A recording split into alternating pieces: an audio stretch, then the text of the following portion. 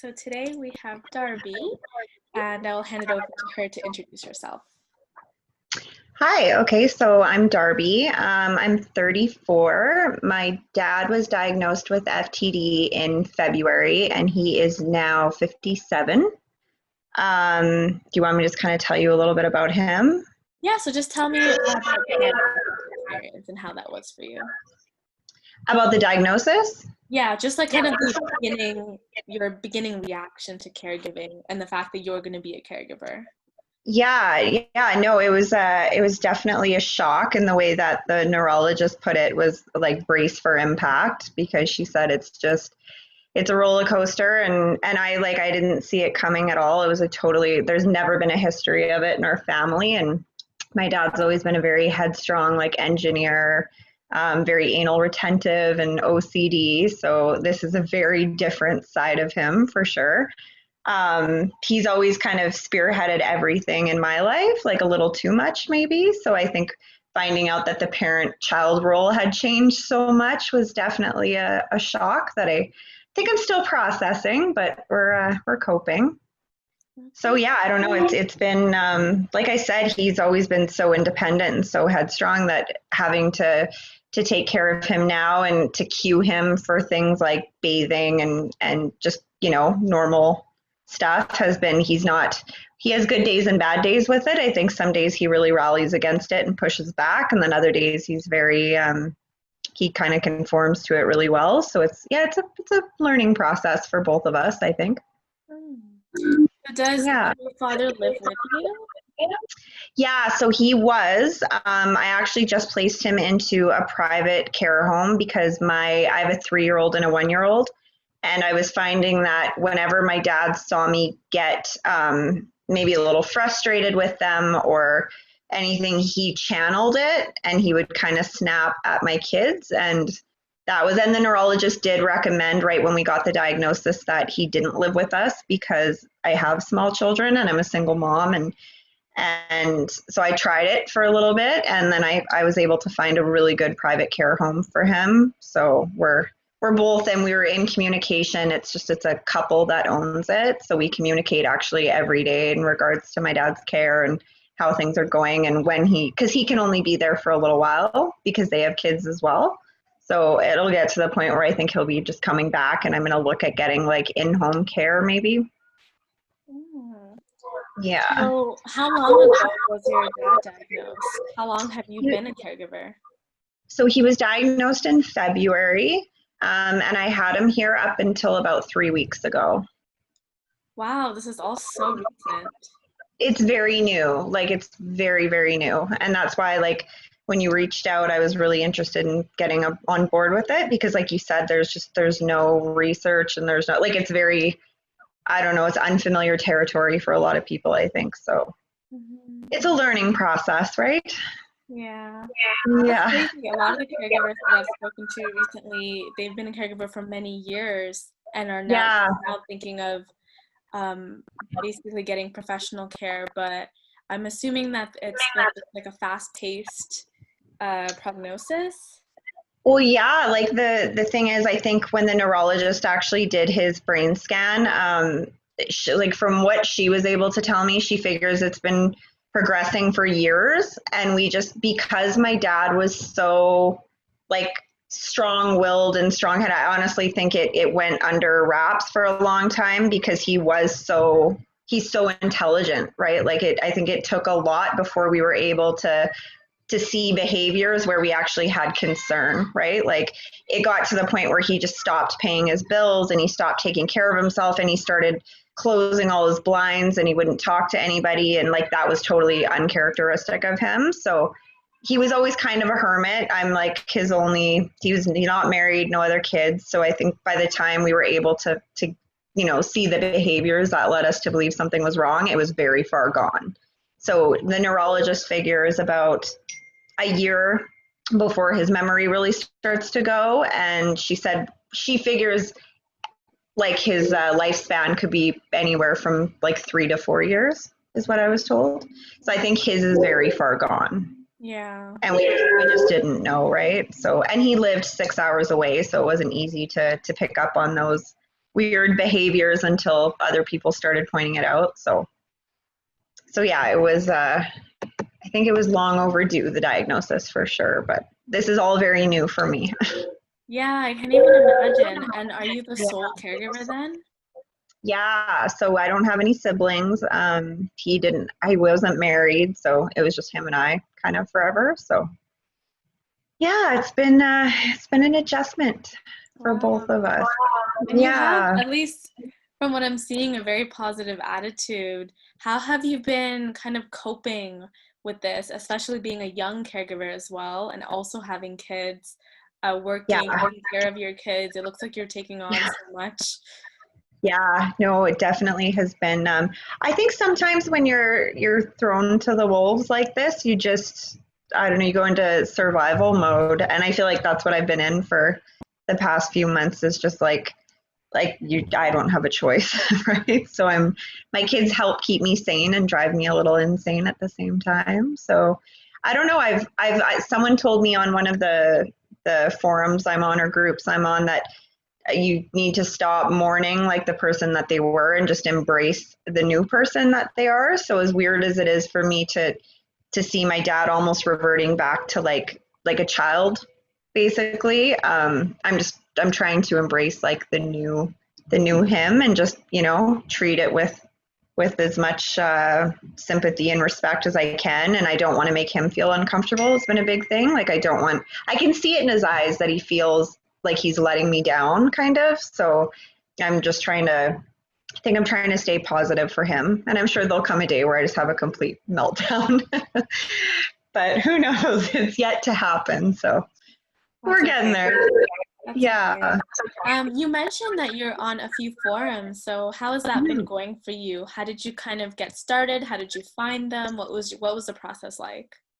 I don't know anybody that has had FTD, or anyone who knows someone who's had FTD. So I literally just went on Facebook and typed it into the group search engine, and it came up. There was a couple, like the Alzheimer's and dementia one, and then there's the Forget Me Not FTD one. And so I joined like right shortly after my dad got diagnosed, and it's been really helpful. Like I find the people that just vent on there about the crazy things that happen, and that there's no judgment. I've yet to see any like fights. It's just people like venting. And I think that's been like the key thing, because I genuinely don't believe you can understand what people go through in this until you've lived it, right? Like, and I knew people that had Alzheimer's and caregivers and stuff, and I would always kind of be like, oh, well, that's too bad, you know, that must suck. But I didn't have any idea what it was like to actually have to mourn somebody before they're gone, and to, you know, to sort through my dad's things while he's still alive was really weird. So it's been, yeah, I don't know, it's been nice to have that outlet when, if I'm having a bad day, and I can just post it on there, and then you just get a ton of like words of advice, and just having like people that understand has been really, really helpful. That's really good. That's where I was able to find you as a caregiver. Yeah. Where I've also been kind of a part of these groups, trying to learn from their experiences. It has been hard, because one of our goals is to learn as much as possible and be up to date with what caregivers are experiencing. And we know that Facebook groups are a really big space for caregivers and dementia caregivers. But it's just been very unfortunate with contacting them. It's been hard because our messages just go into the other in your the folder you never see. Yeah, exactly. I know. And it's just like it's hard. We want to learn more, and so we've been kind of broadening our search. So we've started to use Instagram, and there's been quite a few caregivers who are actually using their page to advocate or just share their experiences. And so we've been contacting a few caregivers through that. So actually, you are probably the first person that we have found, or at least I have found, through Facebook who actually responded. So I do appreciate that. Of course. It's been something that we've been trying to figure out how we can go about it, but currently there is no success. Well, I think, like you said too, a lot of the caregivers, from what I've noticed, most of them, there's the odd few like me, but I think most of them tend to be a little bit older. So I think those folders and stuff on Facebook Messenger, like a lot of people just don't know about them, right? Like I didn't even for the longest time. I kind of have like a home business, so now I know to check it frequently. But yeah, I could see Instagram because I know if you go to the hashtags with like FTD or whatever, people hashtag some of their posts, right? Like I have, so that's probably might be a safer option considering your audience. Yeah, it's definitely something that we're trying to kind of explore, but obviously we've reached some barriers. But that's really good that you've been using Facebook and you have been able to actually obtain some sort of support through that. Yeah.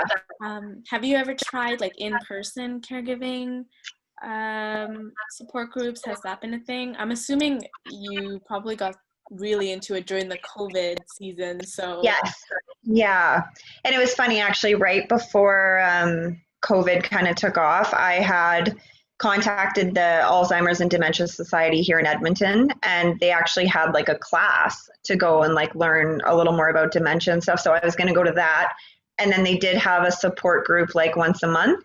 So I was signed up for it, and then COVID came in with the force that it did, and everything just got shut down. And I tried to log on to a couple, like they had conference calls online and they were full. So I haven't really been like able to explore that option as of yet. Cause that's how I cope is I research, right? So I've been trying to like learn as much as I can. And I think that's been keeping my mind quite occupied as well, is just learning about it. And so, yeah, once those are kind of back up and running, I would love to be a part of it, but it's the world we live in. So yeah, I totally get it. I mean, I get it as much as I possibly can get it. Right, yeah. I hope you never get it. I really do. Like it's brutal.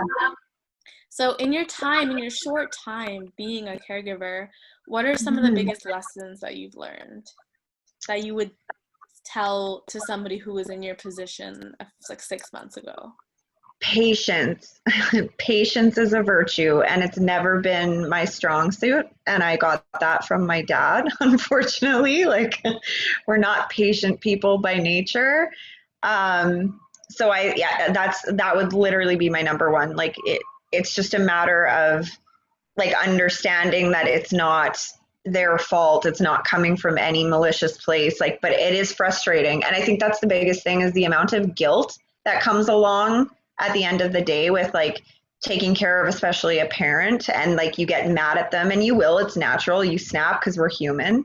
So when he's taking stuff out of the fridge and leaving it out like my 3-year-old does, or he hides his dirty underwear, which is like a weird thing, and he trying to get him to shower, it's like he'll go into the bathroom 15 times but won't go do it, and it's just, you get mad, right? Like, so I think my biggest piece of advice was just complete just self-care, self-love, and forgiveness at the end of the day, because like I said, we're human, right? So it's just a matter of like that frustration. That's why I feel like a schedule and like as much kind of structure as you can have for them, because they're not doing it because they just don't want to. It's like they know the end goal and they just don't know how to get there, seems to be the biggest thing, right? Like my dad, you can leave out a box of macaroni in a pot and he'll know what should happen. It's just like he can't do the steps to get there.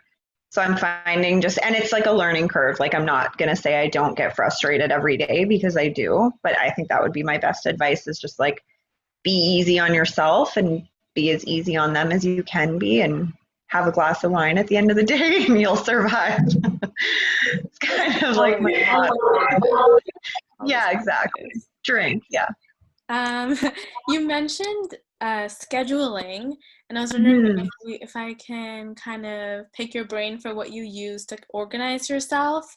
How do you kind of plan your day-to-day life by adding this whole caregiving responsibility into your schedule? So I'm like a visual person, and I don't find that using my phone always works for me, because I still am just technologically not real savvy. So I got, when he had first come to stay with me and stuff, I got just a calendar that I could put up and mark, because my dad he was so structured like before he got sick, that I found the visual aspect for him helped him too. So I would just put times of like, okay, we're going to shower at 10:30 and like make sure you put your dirty laundry in the bin at 11. And I like that was a process even too, because I didn't think I would have to tell him to put his laundry in the basket at a certain time. I didn't think that that would help. And it did, and he did have to be reminded. But I mean, I found that having that visual thing there, a tangible thing for both of us was really helpful because we could kind of check it off as we went along, right? So that worked for us anyway. I can't say that it's a foolproof plan, but we're both very visual learners, so That's good. I found that, yeah. Have you used any technology at all, or have you thought of using a little bit more technology? I haven't yet. I mean, I would, but there's not like I didn't really have aside from like my calendar on my phone, there isn't any like resources out there that I found anyway. Like and I like I said, I've done pretty extensive like as much research on dementia as you can find on the internet, I've read or listened to. So I just didn't find anything that I felt would help really. Okay, and if given the opportunity, which we are looking, would you be willing to test our application and see if it helps you? The most that we're looking for is feedback. So even if you hate Yeah. it, that's like great Yeah. advice for us. No, absolutely. I would love to. Okay, perfect. That's amazing. So we are preparing to launch our application within, I believe, a week. So Okay. we would definitely, I can send you the sign up link after our call Okay. and you can sign up and then you'll get probably an email within a week with a few more details. And then there is going to be a Facebook group as well as Okay. a Google form, or you can call us or we can set up a video call. Literally any means where you can give us your feedback would be much appreciated.